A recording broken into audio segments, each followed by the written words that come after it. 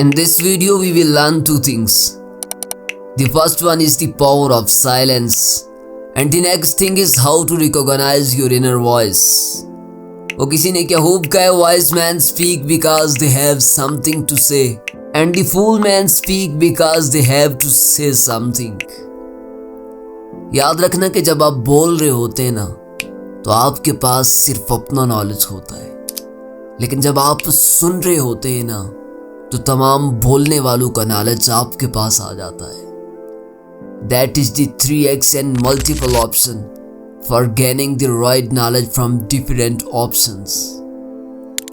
मैं कहानी का स्टार्टअप ले रहा हूँ कि एक स्कूल टीचर सभी बच्चों को प्रेजेंटेशन टॉपिक असाइन कर देती है.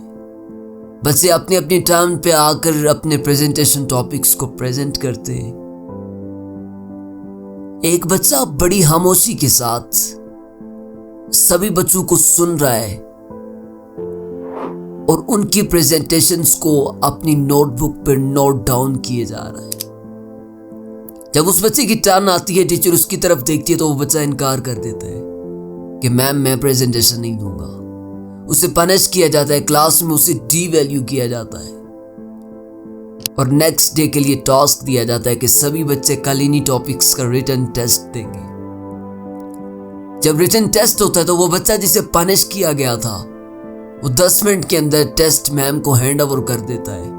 मैम उसकी तरफ हैरत से देखती है कि कल ये बच्चा जिसे प्रेजेंटेशन तैयार न थी, आज सबसे पहले टेस्ट दे रहा है. और जब टेस्ट को चेक किया जाता है तो मैम और हैरत में चली जाती है कि वो बच्चा फुल मार्क्स ले चुका था. सभी बच्चों के टेस्ट चेक किए जाते हैं, लेकिन वो बच्चा सब में नुमायां हो गया था. सभी बच्चों से पूछा जाता है कि आपने कल कितनी देर स्टडी की. कुछ कहते 2 घंटे, कुछ कहते 3 घंटे, लेकिन वो बच्चा कहता है मैम मैंने सिर्फ 10 मिनट स्टडी की. 10 मिनट की स्टडी ने उसे वो नंबर दिलवा दिए थे जो 3-3 घंटे पढ़ने वाले भी ना ले सके.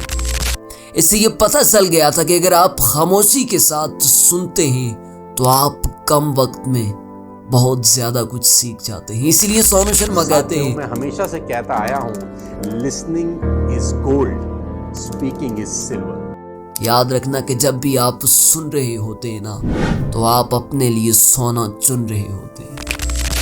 The next thing is how to recognize your inner voice. A meaningful silence is better than meaningless words. याद रखना कि अंदर की आवाज को सुनने के लिए बाहर की आवाज का खामोश होना बहुत जरूरी होता है. अगर घड़ी की टिक टिक की आवाज सुननी है ना, तो फिर आपको मुकम्मल खामोशी के साथ मुकम्मल सन्नाटे में जाकर उसकी आवाज को महसूस कर सकते हो, सुन सकते हैं. अगर आप सुनना चाहते हैं, लोग कहते हैं हम मुख्तलिफ किस्म के काउंसलर्स के पास जाते हैं, इंस्ट्रक्टर्स के पास जाते हैं, स्पीकर्स के पास जाते हैं. हर गाइडलाइन देने वाला बंदा यही कहता है कि आप अपने अंदर की आवाज़ को सुने, क्योंकि वही वो यूनिक आवाज़ होती है जो आपको दुनिया में मुनफरद कर सकती है. वो आवाज़ आती कब है, उसको सुना कैसे जाता है? तो सुने कि जब बहुत ज़्यादा शोर हो रहा हो ना, तो गोल्डन वर्ड्स भी मीनिंगलेस हो जाते हैं.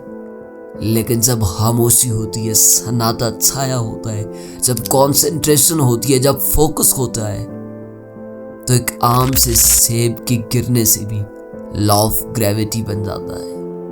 इसलिए अपने पावर ऑफ साइलेंस को रिकॉग्नाइज करो और फिर दुनिया को बता दो कि खामोश रहकर इंसान दुनिया में एक शोर बपा कर सकता है.